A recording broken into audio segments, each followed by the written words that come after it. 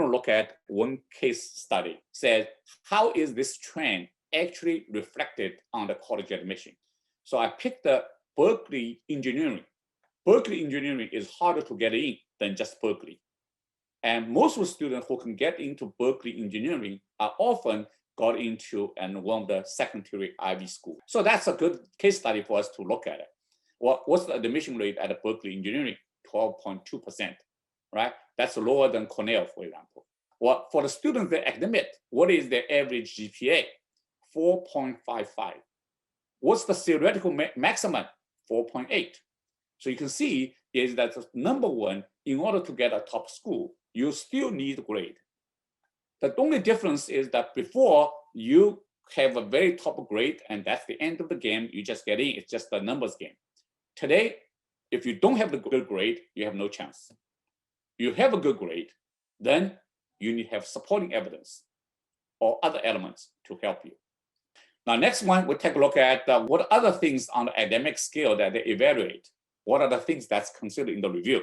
The most common to the students that we have who got into those is one is your AP, your core APs.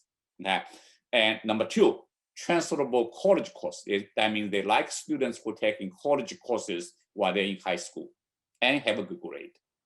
Pattern grade over time, which means that your 10th grade should be better than your 9th grade and your 11th should be better than your 10th grade. Okay? You show an improvement instead of a decrease. And your intellectual and creative achievement, right? Intellectual achievement is all these academic competitions, and a lot of our students who do math and math competition, AMC results, and all the high school Olympiads, biology Olympia, chemistry Olympia, physics Olympia, computing Olympia, all these are achievements.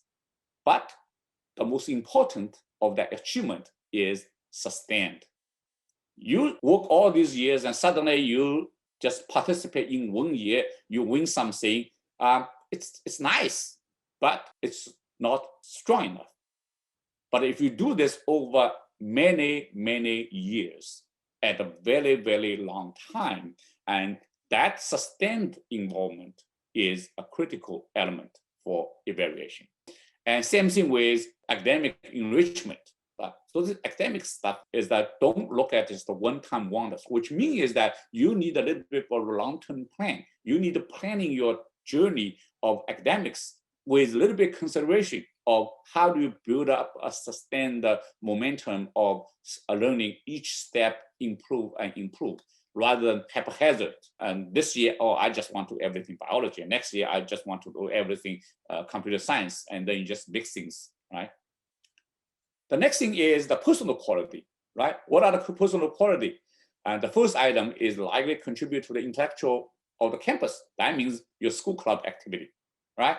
Your school sports team, your school performances, singing groups, and various clubs, not necessarily pure academic clubs, the non-academic clubs that you participate at your school, okay, is important.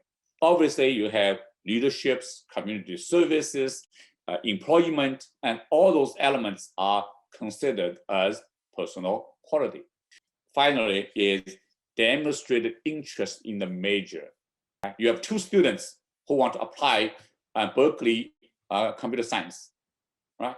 One student write an essay said, oh, the reason I want to study computer science is because 11th grade, I took AP computer science. I really love the problem solving capabilities and things all of this, and you blah, blah, blah, right? Versus another one who said, oh, okay, my first exposure to programming was in 6th grade was I'm studying robotics. And then I studied Python.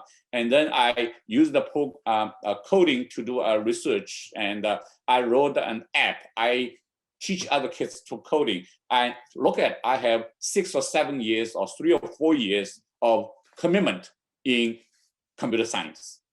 Which one will be stronger, right? Which one, everything being equal, the second students will be selected over the first one. So not only you need to look at the what you major is demonstrate interest in the major is very, very important. Okay, what does that mean? Does that mean is that you cannot make a decision on what do you want to study in college at the 11th grade? Because if you make you weigh that decision at the 11th grade, you have less opportunity to demonstrate interest in the major. But if you're planning early, then you have a much strong opportunity for you to build up that interest. This is very, very useful idea, is that have an interest early, help students to focus their academic study. And you're interested in something as you apply for college, doesn't mean it is always you'll end up with when you graduate from the college. Because in US, much of the department, you apply and you have 12 to 18 months to make the final decision to declare that major.